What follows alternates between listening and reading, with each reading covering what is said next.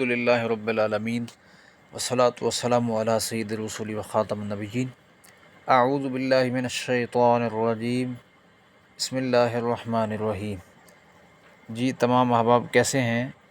امید ہے کہ آپ خیریت سے ہوں گے۔ اللہ تعالیٰ مجھے اور آپ کو اپنی حفظ و امان میں رکھے۔ الحمدللہ ہماری سورہ بقرہ جاری ہے اور سورۃ بقرہ اپنے اختتام کو پہنچ رہی ہے۔ آج کا سبق جو ہے وہ سورہ بقرہ کا آخری سبق ہوگا انشاءاللہ۔ تو بلا تمید اپنے سبق کی طرف بڑھتے ہیں۔ للہ ما فی السماوات وما فی الارض وان تبدوا ما فی انفسکم او تخفوہ یحاسبکم بہ اللہ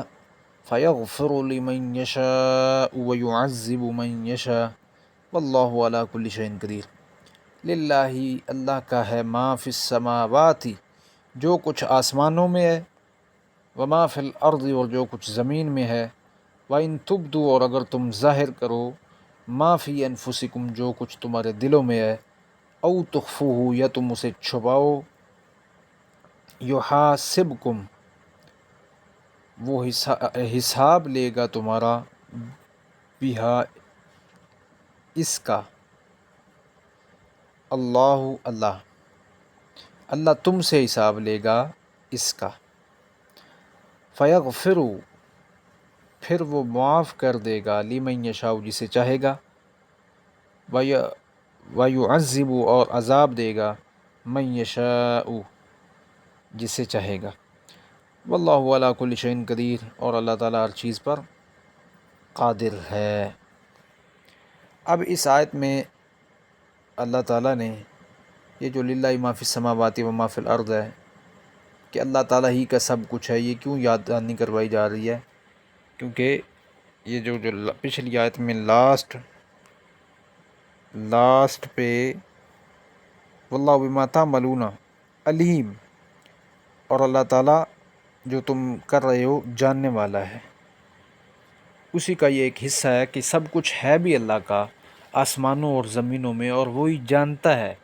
تمام علم اس کے پاس ہے، عالم الغیب والشہادہ کی صفات کا حامل ہے، تو اس سے تم اپنے معاملات کو چھپا نہیں سکتے۔ اب آگے یہ جو بات ہے کہ اگر تم اپنے دلوں میں جو کچھ تمہارے ہے اسے ظاہر کرو یا چھپاؤ، تم سے اس کا محاسبہ ہوگا، اللہ حساب لے گا۔ اس کا مطلب یہ ہے کہ یہ تو بات ہے کہ جو دلوں کے اندر خیالات ہوتے ہیں ان کا حساب ہوگا، لیکن احادیث کو سامنے رکھا جائے تو یہ بات سمجھ آتی ہے کہ وہ والے خیالات جس پر انسان کا پختہ ارادہ ہو اور عزم ہو، اور عزم مصمم جس کو ہم کہتے ہیں وہ ہو، ایسی دل کی باتیں جن پر پورا ایک ارادہ بنا ہو، مثال کے طور پر کفر دل میں رکھنا، اور اس طرح ایمان دل میں کفر اور ایمان، اور اس کے ساتھ ساتھ چوری اور زنا کا ارادہ پختہ رکھنا، لیکن کفر کے اظہار کا بھی موقع نہیں ملتا اور چوری اور زنا کرنے کا موقع میسر نہیں آ رہا۔ اگر کوئی موقع بن جائے تو کوئی شخص جس کی مثال دی جا رہی ہے، مثلا کوئی شخص اس کے دل میں ہے کہ میں زنا کروں اور چوری کروں، لیکن اسے صرف موقع نہیں مل رہا اس کا پریکٹیکل کرنے کے لیے، تو اس کے دل کے اندر جو پختہ ارادہ ہے اس کا بھی محاسبہ ہوگا۔ اب بات سمجھ آ گئی، یحاسبکم بہ اللہ۔ ورنہ اس کے علاوہ جو ایسے خیالات ہیں جو خود آتے رہتے ہیں، شیطانی خیالات آتے رہتے ہیں، اور انسان کا کوئی ارادہ ان میں شامل نہیں ہوتا، بس ویسے ہی کچھ بات آئی دل میں پھر چلی گئی، یعنی وہ خیالات جو دل میں جگہ نہیں بناتے اور اس پر انسان عمل بھی نہیں کرتا، ٹھیک ہے، تو ان کا حساب نہیں ہوگا۔ اس کے بارے میں ایک حدیث ہے، نبی علیہ السلام نے، ایک روایت تو یہ کہ نبی علیہ السلام نے فرمایا، میرے لیے میری امت کے لوگوں کے وہ خیالات و وسوسات جو خود آتے ہیں وہ معاف کر دیے گئے، ٹھیک ہے، ایک حدیث میں ہے، مسند احمد کی روایت حضرت ابو ہریرہ رضی اللہ تعالیٰ عنہ بیان کرتے ہیں کہ جب یہ آیت اتری تو صحابہ کرام پریشان ہو گئے اور نبی علیہ السلام سے عرض کیا حاضر ہو کر کہ اللہ کے رسول، ہم روزہ اور نماز اور دیگر اعمال تو بجا لا رہے ہیں، لیکن یہ جو آیت میں ہے کہ تمہارے دلوں کے اندر جو کچھ ہوگا اس کا بھی حساب لیا جائے گا، اس پر بڑی ٹینشن ہو رہی ہے۔ تو نبی علیہ السلام نے آگے سے فرمایا کہ کیا تم اہل کتاب کی طرح سمعنا و عصینا کہو گے، یعنی ہم نے سنا اور نافرمانی کی، بلکہ تم یوں کہو سمعنا و اطعنا، ہم نے سنا اور ہم نے اطاعت کی، غفرانک ربنا، اے ہمارے رب، ہم تیری بخشش مانگتے ہیں، وإلیک المصیر، اور تیری طرف ہی لوٹ کر جانا ہے۔ اب راوی کہتے ہیں کہ جب یہ آیت نبی علیہ السلام نے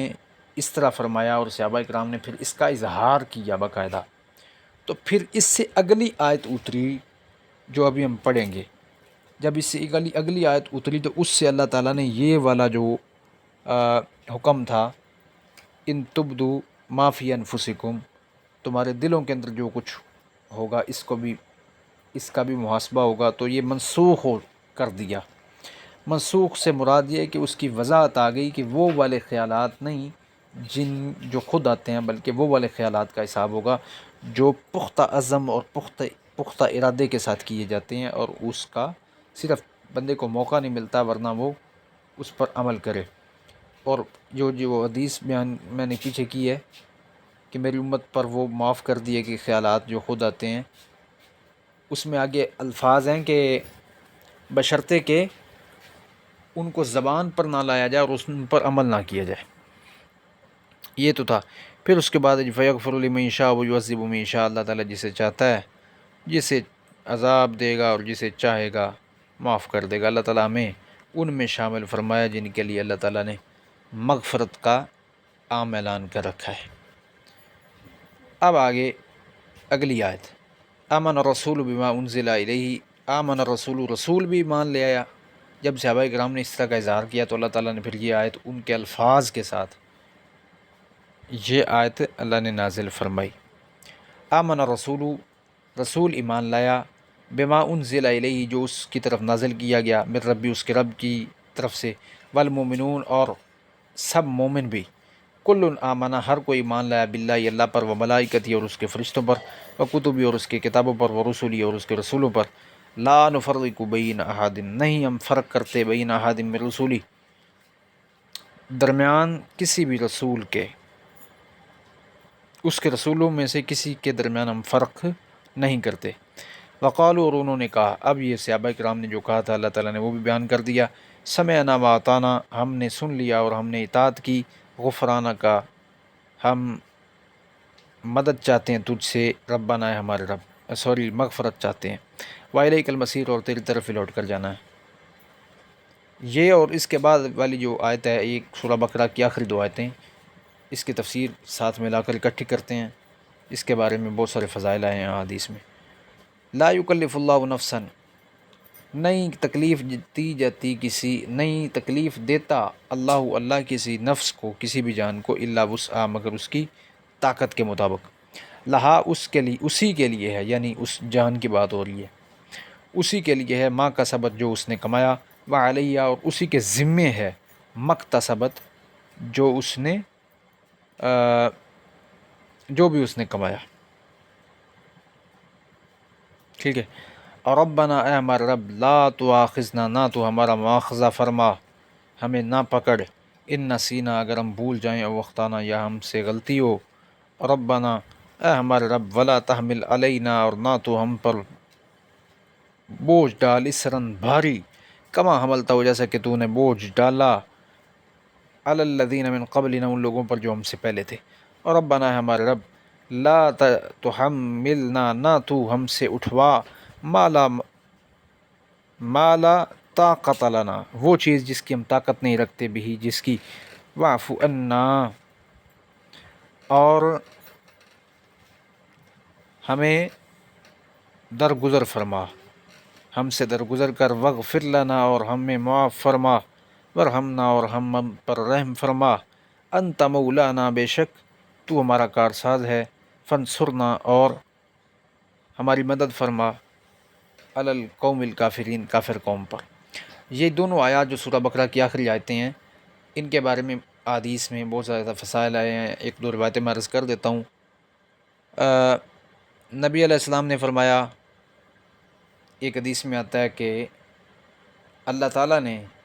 ترمذی کی یہ روایت ہے، فضائل القرآن چیپٹر کے اندر آتی ہے، اللہ تعالیٰ نے زمین و آسمان بنانے سے 2000 سال قبل ایک کتاب لکھی، اور اس کتاب میں سے 2 آیتیں یہ والی نازل فرمائی، جس سے سورۃ بقرہ کا اختتام کیا گیا، اور ساتھ فرمایا کہ جس گھر میں 3 راتیں یہ آیات، یعنی 3 راتیں، رات کے وقت روزانہ 3 دن تک یہ آیتیں پڑھی جاتی ہیں، شیطان اس گھر کے قریب نہیں جاتا۔ ایک اور روایت میں آتا ہے کہ حضرت جبریل علیہ السلام بیٹھے تھے نبی علیہ السلام کے پاس، اور اچانک سے آواز آئی، انہوں نے اوپر دیکھا اور کہنے لگے، اللہ کے رسول، آج ایک آسمان کا دروازہ کھلا ہے جو آج سے پہلے کبھی نہیں کھلا، اور